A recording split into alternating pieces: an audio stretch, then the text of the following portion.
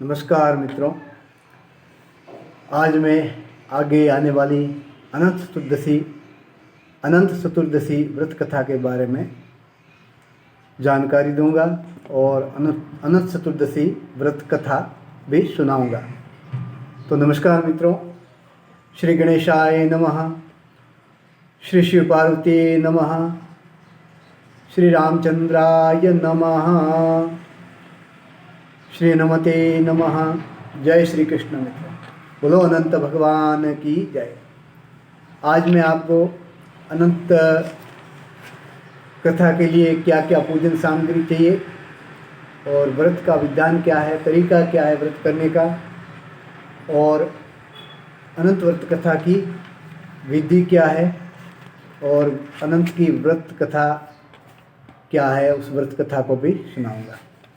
ठीक है मित्रों, जय श्री कृष्ण। आपका ज़्यादा समय न लेकर के जल्दी से मैं आपको अनंत व्रत कथा के बारे में अनंत व्रत कथा सुनाता हूँ और इसका तरीका और विधान और सामग्री के बारे में भी बताता हूँ।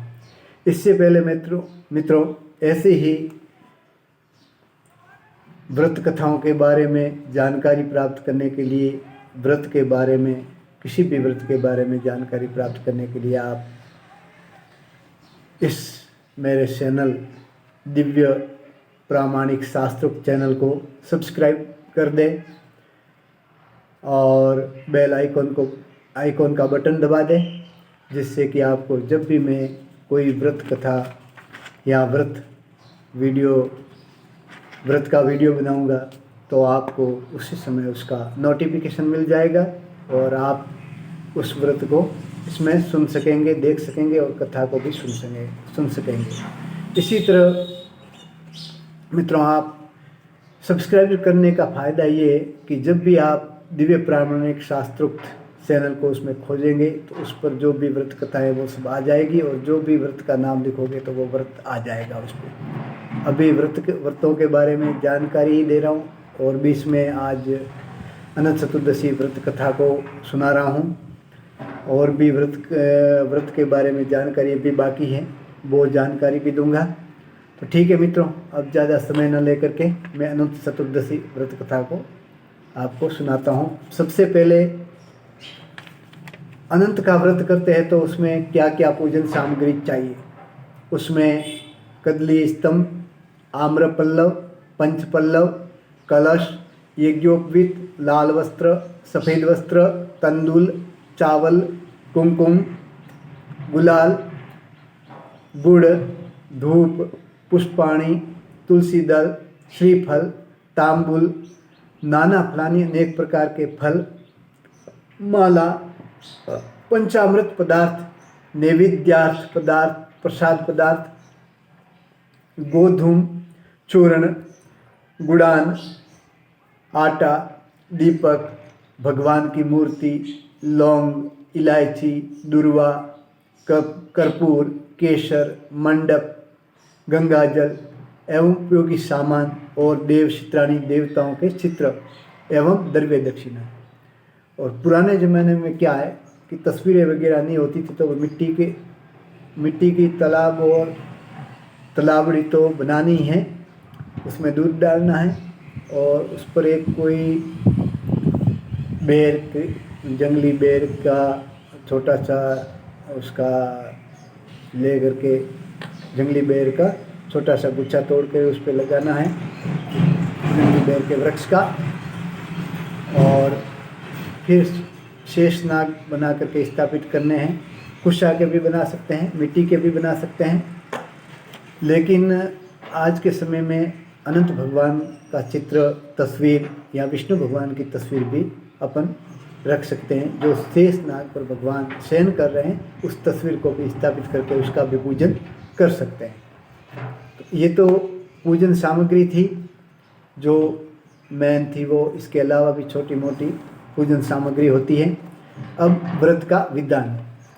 व्रत वाले दिन सूर्योदय से पहले ब्रह्म मुहूर्त में उठकर अपने नित्य क्रम से निवृत्त हो, फिर विद्वान आचार्य को बुलाकर भगवान को नैवेद्य अर्पण करें तथा समस्त पूजन की सामग्रियों से यथाविधि पूजन करें। तत्पश्चात भगवान का प्रसाद बंधु बांधव तथा कथा श्रवण करने वालों को दे, फिर स्वयं प्रसाद ले। व्रत के दिन रात्रि जागरण करना है। इस प्रकार नियम पूर्वक व्रत कथा व पूजन करने से सर्व सुख, आरोग्यता, समृद्धि, यश, धन, धान्य, संतान, वैभव, विजय की प्राप्ति तथा अन्य सामुज्य मोक्ष की प्राप्ति होती है। अब आपको मैं अनंत व्रत कथा की विधि बताता हूँ, यानी इसको किस प्रकार से करना चाहिए। भाद्रपद में शुक्ल पक्ष की 14 को यह अनंत व्रत किया जाता है। इस अति पुनीत व्रत कथा के अनुष्ठान ही से सभी पापों का विनाश हो जाता है और मनुष्य सुख और समृद्धि को प्राप्त करता है। इस परम पुनीत व्रत को स्त्री और पुरुष समान रूप से करते हैं।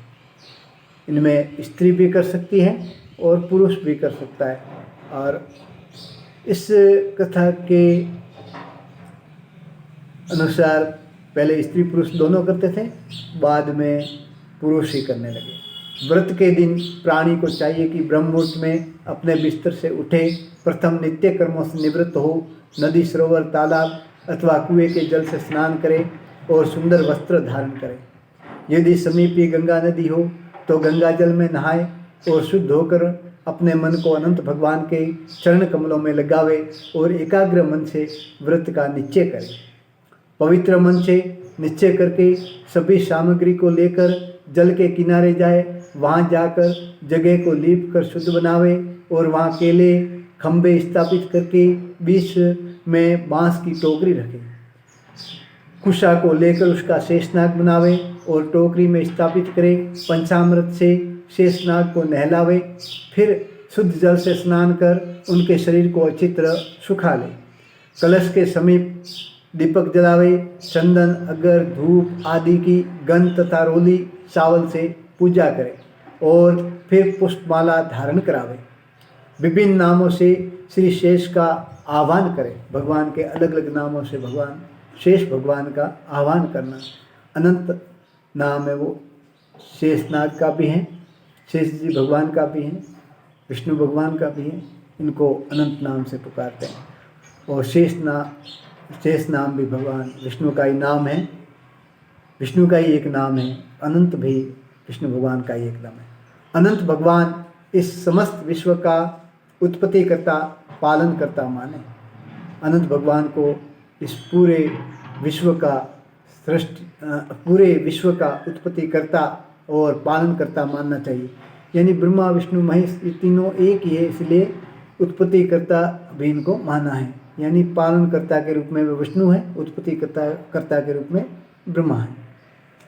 अनंत का धारण करे, अनंत का ध्यान करे, एकाग्रचित होकर इस विषय में चिंतन करे, 108 नामों से उनकी प्रार्थना करे, फिर इनको नैवेद्य अर्पण करे। 1 सेर आटे के मालपुआ बनावे, मालपुआ अपने लिए रखे, सत्तू को रोली में रंग कर उसमें 14 गांठ लगावे, फिर रेशम का डोरा लेकर के या सूत का डोरा लेकर के उसको रोली में रंगना है और रंग करके उसमें 14 गांठ लगानी है। फिर उस डोरे को पुरुष अपनी दाहिनी भुजा पर, स्त्री अपनी बाईं भुजा पर धारण करे। हे वासुदेव, हे अनंत देव, इस संसार रूपी सागर से आप ही मुझे तारो। और डोरा बांधने पर यह प्रार्थना करनी है कि हे वासुदेव, हे अनंत देव, इस संसार रूपी सागर से आप ही मुझे तारो। इस प्रकार अनंत भगवान के इस सूत्र को बांधकर भगवान को हृदय में धारण करे और भगवान का हृदय से ध्यान करे, दया का व्यवहार करे, कृपणता को त्याग कर दान दे, यानी कंजूसाई को त्याग करके दान देना चाहिए। श्रेष्ठ ब्राह्मण को मालपुआ जिमावे और अच्छे वस्त्र तथा दक्षिणा देकर प्रश्न करे। संध्या समय से दक्षिणा जितनी अपनी आर्थिक स्थिति हो उस अनुसार देनी चाहिए। अगर आर्थिक स्थिति अच्छी है और कम देते हैं तो वो भी गलत है, और आर्थिक स्थिति अच्छी नहीं है और ज़्यादा देते हैं तो भी गलत है। संध्या समय से पहले ही अनंत व्रत कथा को श्रवण करे अथवा पढ़कर सुनावे। भोजन के बाद भगवत लीलाओं का मनन गायन करे, ब्रह्मचर्य से रहे, इस प्रकार व्रत करने से अनंत भगवान अति प्रसन्न होते हैं, उस प्राणी को विपुल धन तथा धान्य देते हैं, साथ ही पुत्र पौत्रों का अनंत सुख प्रदान करते हैं, अंत में वैकुंठ को प्राप्त होते हैं। जय श्री कृष्ण मित्रों, ये तो अनंत कथा व्रत की विधि बताई है। अब अगले वीडियो में मैं आपको सिद्ध ही अनंत कथा, अनंत व्रत की कथा सुनाऊंगा। ठीक है मित्रों, तो आप अगले वीडियो में सिद्ध ही अनंत चतुर्दशी व्रत कथा को सुनेंगे। इस वीडियो को लाइक कर लें, सब्सक्राइब कर दें, इस वीडियो को लाइक करें और चैनल को सब्सक्राइब कर दें, जिससे कि जब भी आपको सीधे दिव्य प्राणों से यूट्यूब खोल करके उसमें लाइब्रेरी वाला सब्सक्राइब बटन पे जाओगे तो दिव्य प्रामाणिक चैनल आप उसमें देख सकोगे। उसको क्लिक करोगे तो उसमें जो भी व्रत आदि हैं वो सब भी इसमें आ जाएंगे। या फिर आप जिस व्रत को खोजना चाहते हैं, जैसे अनंत चतुर्दशी व्रत कथा लिखोगे तो व्रत कथा आपको मिल जाएगी। अनंत चतुर्दशी व्रत कथा दिव्य प्रामाणिक शास्त्रोक्त चैनल, शास्त्रोक्त ऐसा लिखोगे तो और सर्च करोगे तो आ जाएगा। नमस्कार मित्रों, जय श्री कृष्ण।